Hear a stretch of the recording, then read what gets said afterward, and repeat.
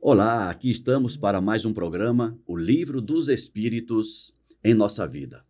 Eu, Ricardo Honório, com meu dileto companheiro Alcir Almeida, vamos iniciar hoje o estudo sobre a caridade e o amor ao próximo, mas depois da nossa vinheta. Até já. Começa agora o programa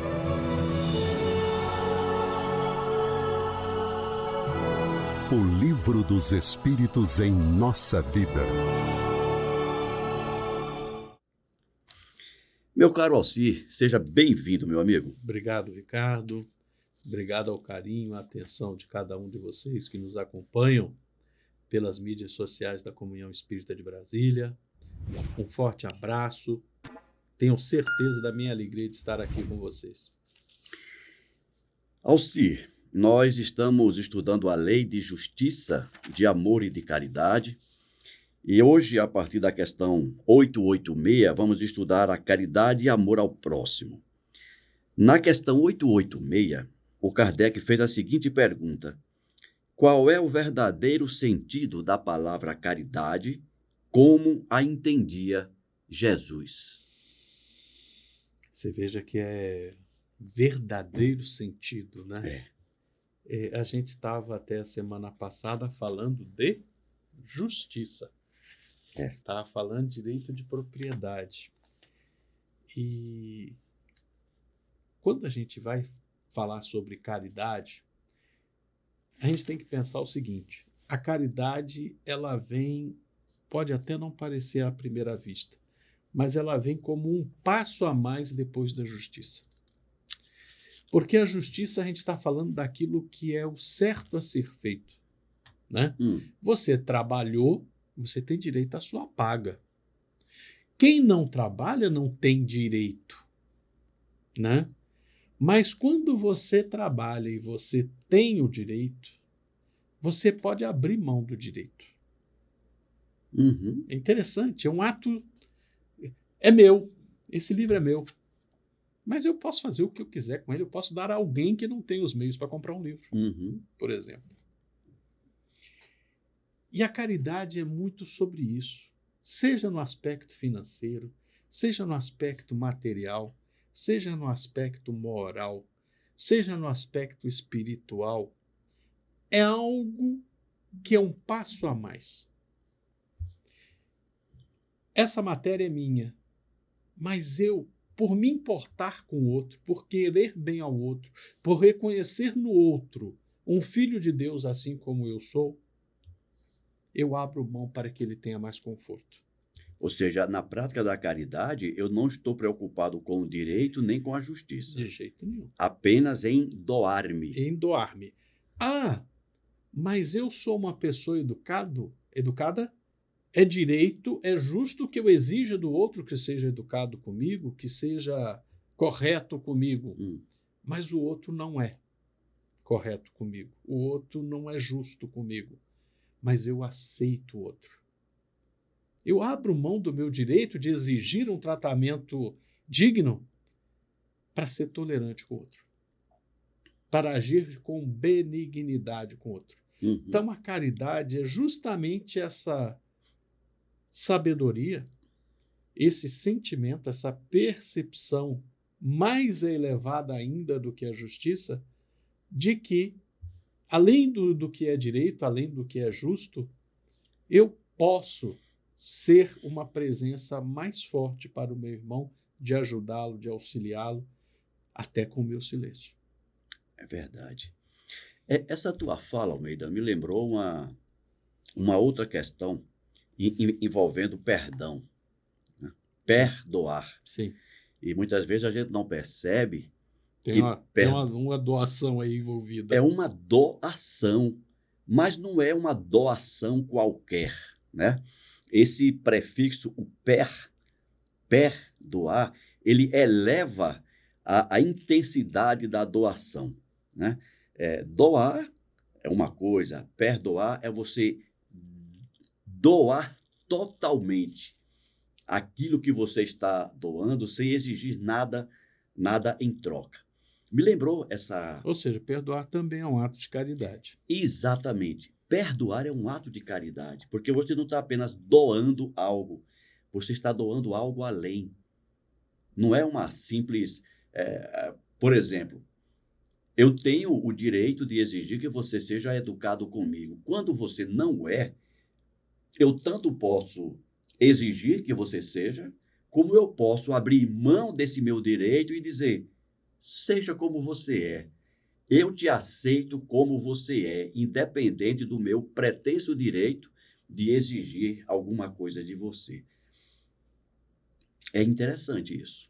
Porque vai além da justiça.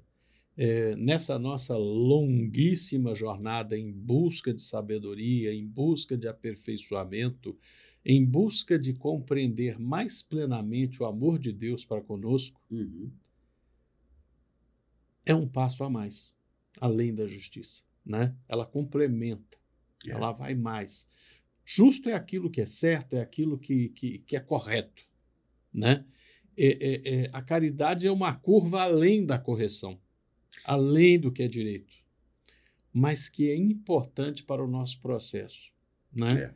Compreender o momento do outro, compreender o outro, é algo extremamente complexo, mas navegar é preciso.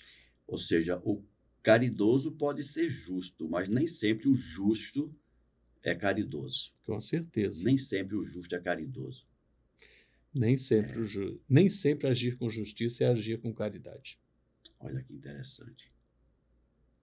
Vamos ver a resposta Vamos dar a aqui. resposta? Isso. Vou repetir a pergunta. Qual é o verdadeiro sentido da palavra caridade? Como a entendia Jesus? E os Espíritos disseram: benevolência para com todos, indulgência para com as imperfeições alheias, perdão das ofensas. Exato. São esses 3 pontos. E o Kardec fez aqui um comentário, até um comentário relativamente longo. Vamos lá. Kardec disse o seguinte: o amor e a caridade são o complemento da lei de justiça, porque amar ao próximo é fazer-lhe todo o bem que está ao nosso alcance e que gostaríamos que nos fosse feito a nós mesmos. Tal é o sentido das palavras: amai-vos uns aos outros como irmãos. A caridade, segundo Jesus, não está restrita à esmola. Exato, que a esmola, normalmente, quando a gente fala de esmola, é um aspecto material, é um aspecto financeiro.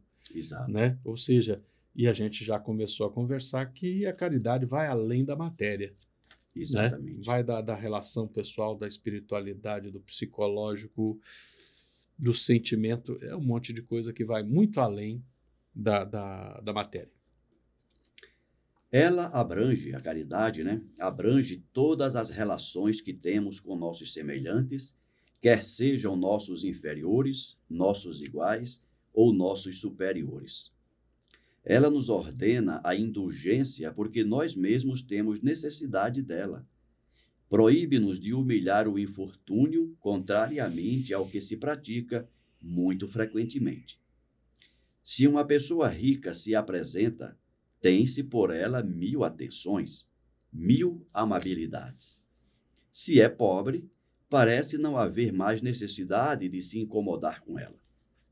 Quanto mais sua posição seja lastimável, mais se deve respeitar antes de aumentar seu sofrimento pela humilhação.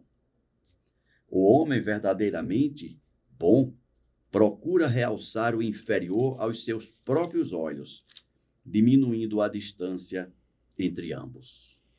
Interessante isso, né? Isso é uma coisa que...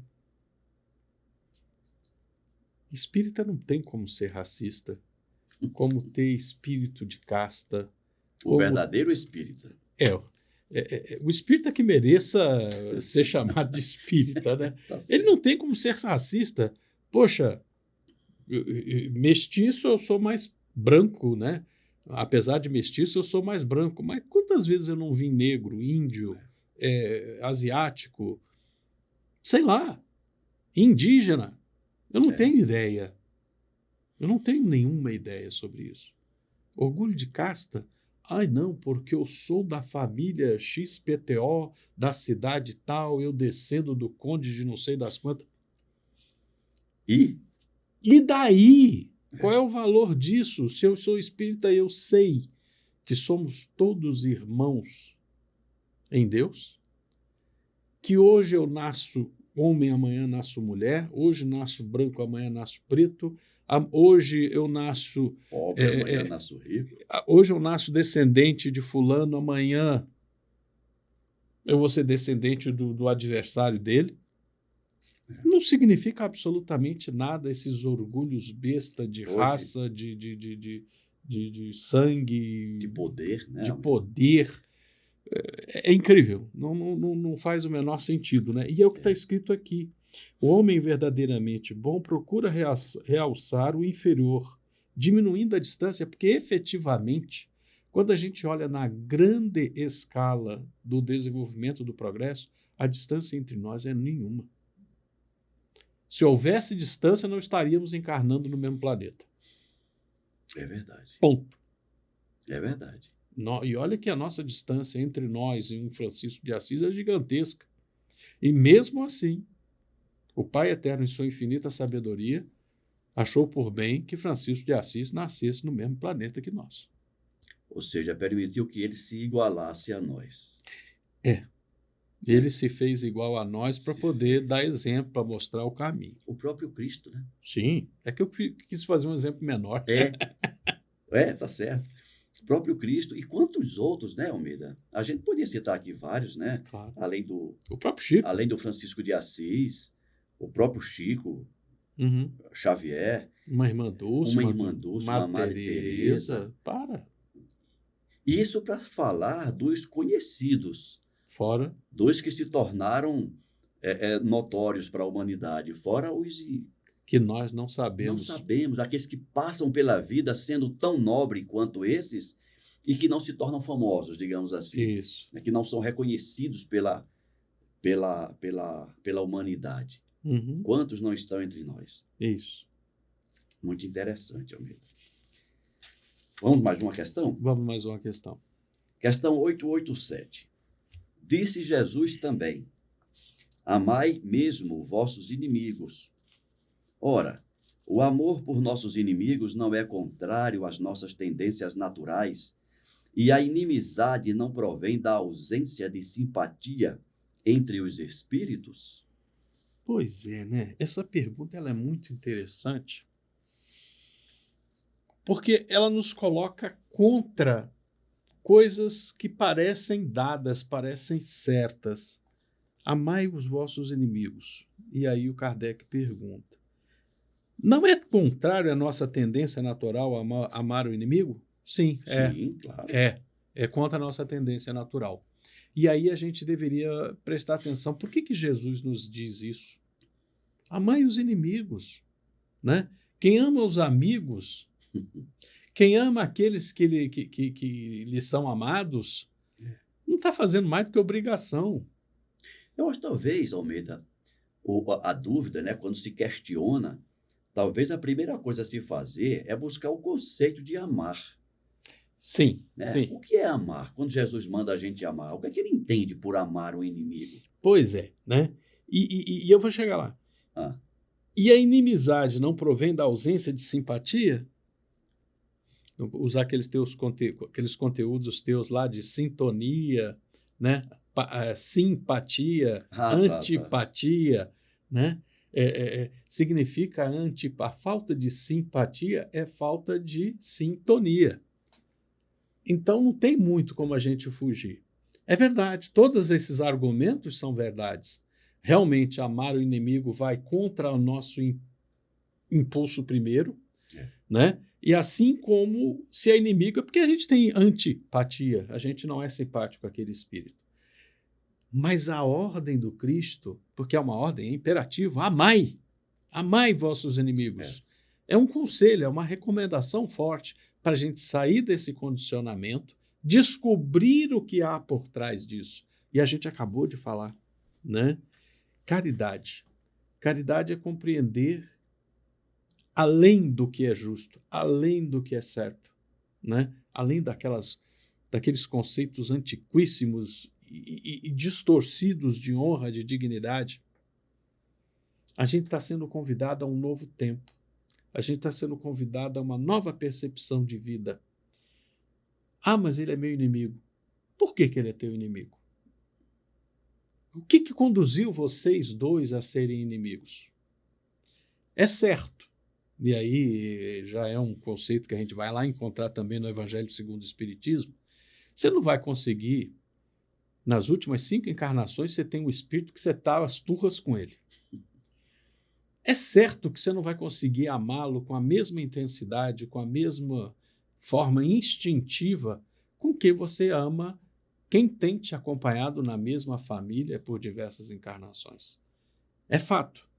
Mas o nosso esforço de aceitar o outro, de aceitar o diferente, de aceitar aquele que nós consideramos como antípoda, começa a nos conduzir a perceber que somos todos 20 e poucos bilhões de seres humanos no globo terrestre, filhos do mesmo Pai, numa faixa vibratória muito próxima de evolução e de progresso. Ou seja, nós, na verdade, somos companheiros de jornada. Uhum. Nós somos companheiros de jornada e, para usar as palavras do André Luiz no Evolução em Dois Mundos, pelo menos há 1,2 bilhão de anos. Tem exceções? Claro que tem. Vai ter gente que vai lembrar de Capela, vai ter gente que lembra de outros planetas, mas quase todos nós, a maioria de nós, está vivendo neste globo terrestre, evoluindo dentro da humanidade há 1,2 bilhão de anos. Aquele teu inimigo, de repente vocês se tornaram inimigos porque 1 bilhão de anos atrás, quando ainda estávamos na caverna, um deu uma pedrada no outro. E essa pedrada está nos separando há 1 bilhão de anos.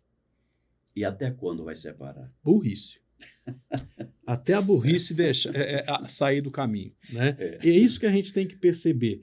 O amor por nossos inimigos é contrário à tendência natural?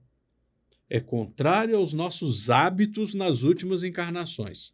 A nossa natureza, não. Nossa natureza tem na consciência a lei natural, e na lei natural nós sabemos que temos que amar o nosso semelhante. Aí eu vou aproveitar e fazer um comentário. Uma coisa, e você me corrija se eu estou entendendo errado, uma coisa é o que prevê a lei natural. Outra coisa é a nossa natureza, que apesar de estar submetida às leis naturais, depende largamente... A nossa teimosia é livre para se expressar. Não é isso, Almeida? Eu estou lembrando dos nossos programas aqui sobre livre-arbítrio. Sim. A lei natural existe, está aí, mas nós temos o livre-arbítrio e é nossa a decisão de aceitá-la ou não, de acomodá-la em nosso dia a dia ou não. Agir harmonicamente com ela ou não. Ou não. Isso é o que justifica esse 1 bilhão de anos aí. De anos, porque a lei natural está esperando a nossa decisão, porque, como bem diz os Espíritos a Kardec, Deus não nos quer marionetes da sua vontade. Deus, como Pai, quer que nós, como Filho, cresçamos, evoluamos e aprendamos a tomar nossas decisões, assumir as consequências das nossas decisões, porque é isso que vai identificar a nossa grandeza no processo evolutivo. Então, por isso que essa pedrada está fazendo efeito há tanto tempo. Pois é. Orgulho, vaidade, desejo de vingança, sentimentos cujas energias vão nos cegando para o imperativo da lei natural, que é amarmos uns aos outros. Enfim, de fato, a tendência não é amar o inimigo. De fato, não há grande simpatia se a gente percebe alguém como inimigo. Mas faz parte do nosso processo atual lançar por sobre isso, reencontrar a nossa essência, né? A nossa natureza mais íntima de filhos de Deus, para recomeçar a reconstruir as nossas relações com o próximo. Isso é interessante e necessário. Vamos ver a resposta aqui. Antes da resposta, Almeida, vai, diga. É que eu estou pensando aqui. Quando a gente fala 1,2 bilhão de anos... É coisa pra caramba, né? É muito tempo. E não é nada diante da eternidade. Não é nada diante da eternidade. Então, vamos pegar uma escala menor de tempo. Eu estou fazendo meus 60 anos de idade, você está, Próximo também. está próximo disso também. E a gente começa a perceber, Almeida, quantas coisas nós ainda não alimentamos, apesar do conhecimento espírita, apesar do conhecimento cristão, que é modéstia à parte, nós já temos um pouco com relação a algumas pessoas que não chegaram lá ainda. E mesmo assim a gente ainda continua presos a determinados conceitos. Por quê? Bom, vamos usar a palavra bonita? Ah. Há certos atavismos. Tá certo. Ainda estamos presos a certos atavismos. Você falou uma coisa num programa, de vez em quando eu lembro daquela tua frase, quando você disse assim: nós não estamos aqui para ensinar isso que está ali, a gente está aprendendo junto. A única diferença Sim. é que no momento em que nós estamos estudando e aprendendo, alguém está filmando e levando isso para vocês. Com certeza. Né? Nós estamos aprendendo juntos. E é muito interessante como muitas vezes, aqui, numa leitura, me starta aqui uma percepção, uma fala tua me starta uma percepção. E isso é muito bom porque faz a gente considerar coisas que nós estamos falando e que nós ainda não vencemos totalmente. Verdade. Não é? E como é importante esses momentos de estudo, de bate-papo, por isso que nós divulgamos sempre, damos essa sugestão para os nossos ouvintes. Façamos isso com os nossos colegas, em família, num grupo de estudo, porque muitas coisas que a gente acha que está resolvida, né? Não, isso aqui eu já venci. Não, perdoar eu já perdoei. Eu lembro disso num grupo de estudo que eu estava numa outra casa. Coisa, aí tu acha que tu, não, já perdoou tudo, aí alguém pisa no pé da sua netinha. Doeu no vovô. Doeu. No vovô. Eu lembro um estudo que a gente estava fazendo sobre o amor, e uma senhora, ela levantou a mão e falou assim: mas, Ricardo, vem cá, por que a gente está falando de amor de novo? A gente já estudou isso. A gente já sabe o que é amar. A gente já ama. Aí eu pedi para ela dar alguns exemplos de amar, do amor dela. Ela falou: eu amo meu marido, eu amo meus filhos, eu amo minha casa, eu amo meu cachorro. E ela saiu dizendo quem ela amava. E eu falei assim: eu estou esperando você dizer que ama o teu vizinho. Aí ela parou assim. Eu não esqueço disso. Ela falou: o da direita ou da esquerda? Ambos os três. Aí eu falei: aquele que mais te incomoda. Aí ela percebeu. Ela falou: é verdade. Vamos continuar estudando. Vamos continuar estudando. Não é interessante isso? Sim. A gente acha que já aprendeu a perdoar, a gente acha que já sabe o que é caridade, porque a gente distribui uma sopa aqui, porque contribui financeiramente com a casa espírita, acha que a gente está fazendo o máximo. Porque trabalha, Porque sai de casa para trabalhar para casa. Eu sou médium, eu vou lá e eu acho que eu estou, né? Aí uma simples... Supra-sumo da vaidade, eu sou palestrante. Rapaz, uma vez um amigo me disse: você está numa das atividades mais difíceis da doutrina espírita e da divulgação cristã.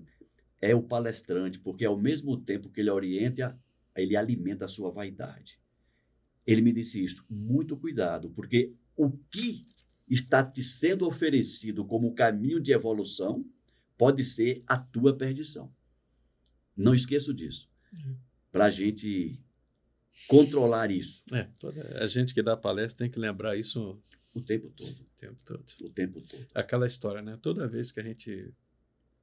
Acontece com certeza com você. Aí chega alguém assim: oi, Alcir, tô vendo o teu programa, não sei o quê. Muito obrigado. Eu fico sem graça. Muito obrigado. E normalmente a gente não conhece o nome de todo mundo, né? Exato.